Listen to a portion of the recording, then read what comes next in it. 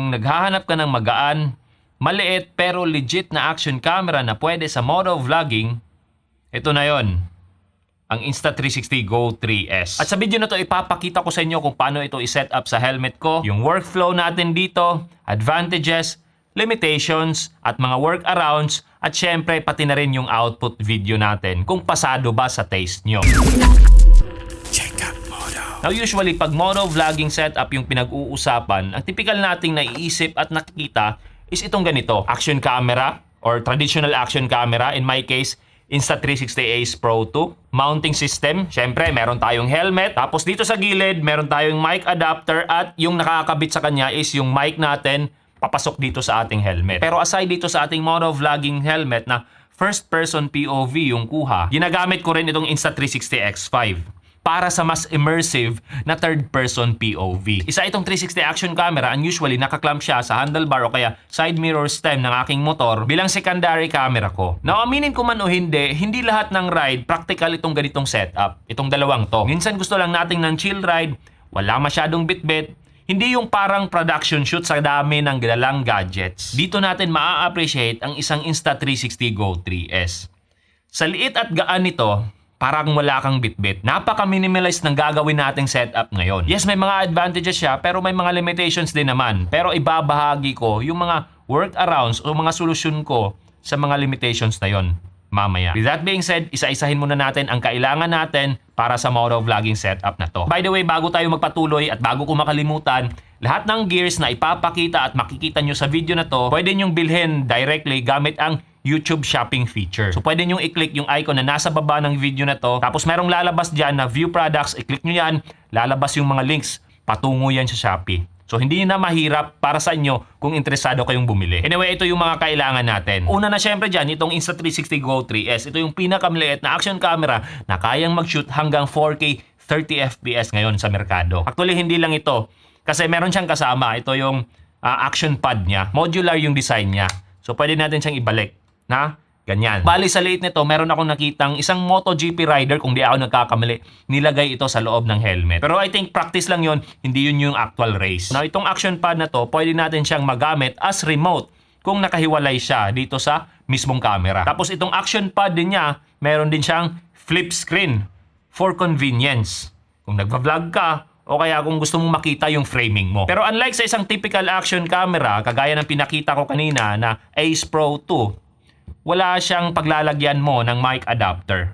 So wala kang option dito para sa external mic. So yun yung isa sa limitation nito, pero meron akong workaround na ipapakita mamaya. Anyway, ito naman yung iilang accessories na kasama nitong Insta360 Go 3S. Pivot stand, ayan. Easy clip. Magnetic pendant, saka charging cable. Now kung di pa obvious sa inyo, itong kamerang to, magnetic. Ayan. Dumidikit lang tong kamerang to. Ayan. Itong pendant na to, dumidikit din siya. So, pwede natin siyang isuot. Tapos, idikit natin to.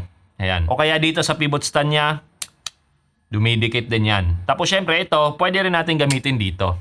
Ayan. Now, yung helmet naman na gagamitin natin sa setup na to, kapareha lang ng setup ko sa aking Insta360 Ace Pro 2. So, ito yung helmet na yon. Ito yung pangalawang HGC S15 ko. So, relatively mura ang helmet na to. Tapos, HGC, legit na brand. Napakaganda ng mga paddings niya. 2021 ko pa ito nabili. Hanggang ngayon, nakailang laban na ako. Napakasnag pa rin ng fitting niya. Saka in terms of standards, hindi rin siya pahuhuli. DOT, ECE, tapos sharp. Anyway, itong nasa chin area niya, ito yung mount na gagamitin natin.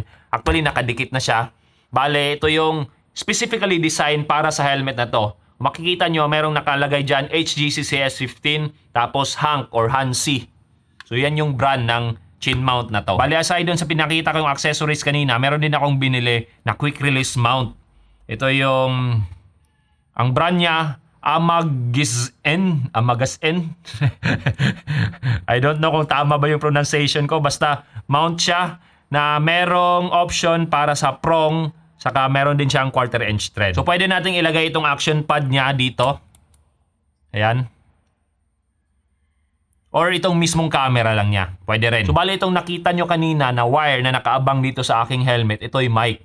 Actually, ginagamit ko rin kasi to sa aking Insta360 Ace Pro or Ace Pro 2. Kasi meron akong dalawang helmet na, yun nga, merong camera. So ito, hindi ko na lang siya tinanggal kasi gaya ng sabi ko, meron akong ipapakitang workaround para maganda pa rin yung audio natin mamaya kahit walang mic adapter itong ating Insta360 Go 3S. So yung pinakaunang gagawin natin sa helmet setup na to, unfortunately nagawa ko na, so wala na kayong makikita, pero napakadali lang naman, self-explanatory lang naman, is ididikit tong ating chin mount. Ang gamit nga pala ng pandikit or double-sided tape para sa mga ganitong setup, mga action camera mounts, is itong 3M. Subok na to, makapit na makapit, wag lang kayong bumili ng peke. Anyway, ang isusunod natin na ikabit yung quick release na pinakita ko kanina, yung Amagasin. Instead na gagamitin natin tong arm ng ating hang, ito yung gagamitin natin. Direct na tayo para mas minimalist yung ating setup. So, ito yung gagamitin natin na screw, thumb screw lang. So, ganyan lang.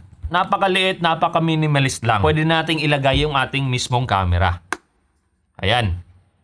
So, meron na tayong camera or moto vlogging helmet. Pero syempre, meron siguro mag-iisip dyan or magtatanong dyan, paano naman yung action pad? Well, good question.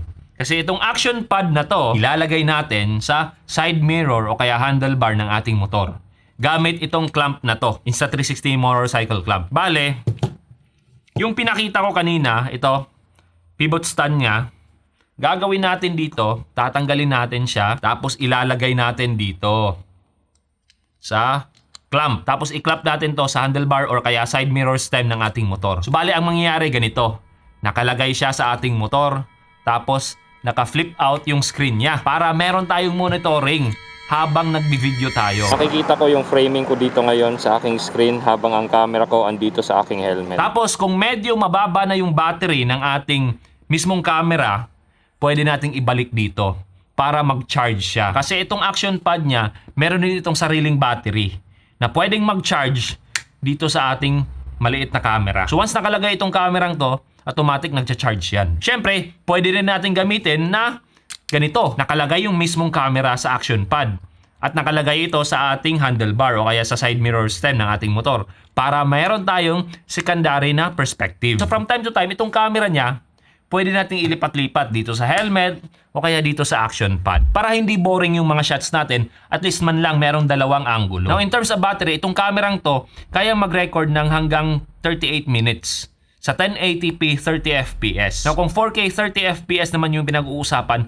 kaya nitong mag-record base sa naging experience ko around 32-33 minutes. Now kung kasama na tong action pad niya, kaya nitong mag-record hanggang 140 minutes sa 1080p 30fps. Kung 4K 30fps naman, kaya nitong mag-record hanggang 125 minutes. Yung charging time naman ito, 1 oras, napupuno mo na siya. Pero kung ito lang, 30 minutes, mapupuno mo na siya. Or around 35 minutes, mapupuno mo siya. Na kung medyo bitin ka sa battery life niya, pwede mo naman siyang lagyan ng power source or power bank habang nakalagay siya sa handlebar or nakamount siya sa handlebar ng motor mo or side mirror stem ng motor mo. Now, yung sinabi ko kaninang Racing Boy mic, magagamit natin to para mas maganda yung audio natin. Meron ako ditong itong mic na to. So ito yung Holyland Lark Max. Meron siyang mic input dito sa gilid. Ayan, mic input port. So pwede itong mag-record na ito lang. So itong Racing Boy mic natin, diyan natin ilalagay. Tapos ito, i-clip natin dito sa chin curtain ng ating helmet. So bali dito tayo makakakuha ng magandang audio. So kung mapapansin nyo, meron itong record button sa gilid. So ang gagawin natin after ng shoot, isi-sync natin sa editing yung audio na nakuha natin dito saka na-record natin dito sa camera. So additional step siya. So bale, ito yung final na itsura ng ating setup. Camera, mount, helmet, recorder or mic recorder natin, tapos Racing Boy mic. Tapos ito naman yung nakamount sa ating motor. Anyway, ito yung sample nakuha ng ating moto vlogging setup. Yo, sa mga kaibigan at boy Jeriel J-Cat Moto. So ang gamit natin ng camera ngayon is the Insta360 Go 3S. So kasalukuyang binabaybay natin ang sobrang init ng araw. So far paminsan-minsan lang uminit ngayon. Madalas talaga umuulan. Yun nga makikita nyo sa likuran. Munting adventure muna tayo dito para maiba naman. Di tayo sa highway dadaan. Uphill, downhill.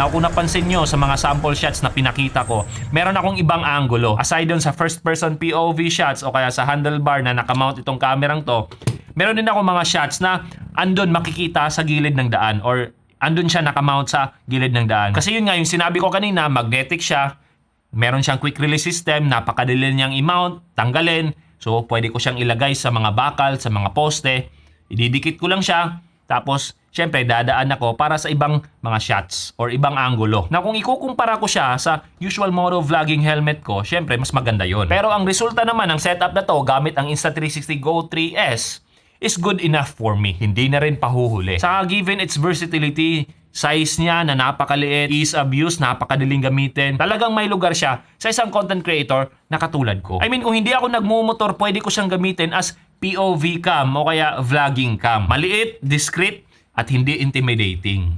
So for example, gagamitin ko tong easy clip niya. So pwede ko siyang ilagay dito sa aking tracker cap. Ayan, as POV cam. Tapos ito naman, pendant niya or magnetic pendant, pwede ko siyang isuot para meron akong chest mount. So ilalagay ko lang siya na ganyan. Tapos yan, nakalagay dyan. Actually, pwede siya sa pagmumotor, pero hindi ko lang siya recommended kasi baka masagi mo siya, matanggal, makalimutan mo na merong camera, matanggal siya, mahulog. Well, yun nga, mahirap naman, masira o kaya mawala. So kung mahihain ka, gusto mo mag-video sa mga public places, so hindi siya ganun ka-intimidating para sa'yo at para sa iba. Now obviously, itong kamerang to, itong setup na pinakita ko ngayon, it comes with limitations. Kaya nang nasabi ko kanina, yung audio niya, kailangan mong i-record separately, tapos yung battery niya at memory built-in. Itong gamit ko ngayon, 64 gig ang built-in memory. Meron din namang mabibiling 128 gig. Anyway, ang punto ko lang naman dito, hindi mo siya pwedeng palitan ng memory, hindi mo siya pwedeng palitan ng battery. So klaro yan, mga limitation niya yan. Pero gaya ng kasabihan na naibahagi ko dati-rati pa, constraints breed creativity. Dahil sa mga limitasyon na yon, mas nagiging intentional ako sa mga gagawin kong mga shots. Hindi yung typical na come what may lang, basta record ka na lang. Bahala na si Batman. Kumbaga, calculated at planado yung mga shots ko. Kung naaalala nyo, yung mga medyo matatanda, mga otage na dyan, yung camera natin, yung mga film camera dati, mayroong 24 shots, mayroong 12 shots lang, parang ganun ito. Merong limitasyon yun. So, kailangan nating planado or kailangan nating maging intentional sa kukunan nating mga video or kukunan nating photo kung, yun nga, film camera. So, sa ganong scenario, mas napapabilis niya at napapadali niya yung workflow ko. Kasi mas less na yung sabaw ng mga shots. Kumbaga, less yung patapon na shots. Halos lahat nagagamit. Kasi yun nga, intentional saka planado. I think nakuha nyo naman yung puntong gusto kong ipahatid. Saka itong kamerang to or itong setup na to, pwede itong maging stepping stone sa mga gusto lang subukan yung vlogging or moto vlogging. Or sabihin na natin content creation in general. Kumbaga, start small, simple, and then improve as you go. At yun nga, kung gusto mong bumili ng mga gears na ipinakita ko ngayon, pwede nyong gamitin yung YouTube shopping feature. Click nyo lang yung icon na nasa baba ng video na to, view products, patungo na yan sa Shopee. So hindi na mahirap para sa inyo kung interesado kayong bumili.